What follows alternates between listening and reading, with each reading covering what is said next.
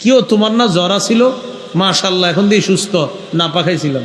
নাপা না খাইবেন এমন না, খাইবেন অবশ্যই, নাপা তো খেতে হবে, এটা তো হুকুম।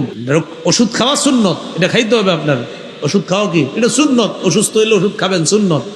কিন্তু আপনি জিজ্ঞাসা করলেন যেই মাত্র কম্বলের নিচে ছিলেন, আল্লাহ আল্লাহ আল্লাহ, বারবার আল্লাহরে ডাকতেছেন। যেই আপনি সুস্থ দোকানের সামনে চা খাইতে আসছেন, সবাই গো কি আব্দুর রহিম মাশাআল্লাহ সুস্থ হইছো? হ্যাঁ নাপা খাইছিলাম। কম্বলের নিচে কতবার কইলেন আল্লাহরে, অথচ দুইজন একই রুগী, হসপিটালে রিপোর্টও আসছে এক, সেও নাপা খাইছে আমিও খাইছি, সে ভালো হয় নাই আমি ভালো হয়েছি। তো বুঝতেছেন না কোথায় কাজ হচ্ছে? তা আপনার তো বলা উচিত ছিল এইভাবে, হ ভাই অসুস্থ ছিলাম আলহামদুলিল্লাহ সুস্থ হয়েছি। ডাক্তার বলছিল নাপা খাইতে, আল্লাহর নাম নিয়ে নাপা খাইছি। কেন এই শব্দ, এই বাক্যটা একটু বাড়ায় বললে কোথায় সমস্যাটা আছে?